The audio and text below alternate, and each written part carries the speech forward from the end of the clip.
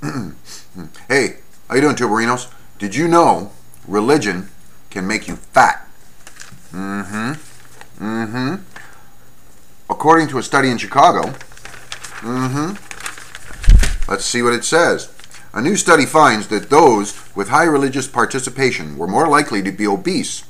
And the blame is placed on calorie-rich comfort food. Something about religion makes people fatter. New research in Chicago has found that young people who do religious activities at least once a week are twice as likely to become obese at middle age as those with no religious involvement.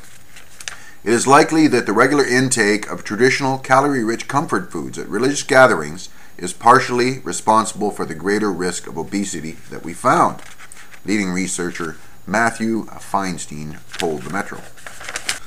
Feinstein and his colleagues kept track of religious habits and weights of 2,433 young men and women for 18 years.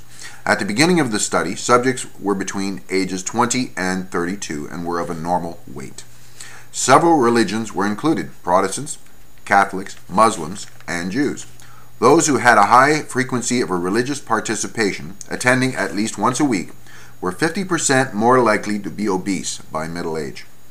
Which came first, religion or obesity? The study establishes that something connected to the high religious involvement is associated with weight gain over time, not that obese people take up religion.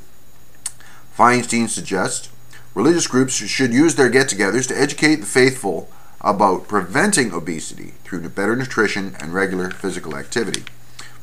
Not something they're big on in churches. The data were presented at an American Heart Association scientific session in Atlanta, Georgia.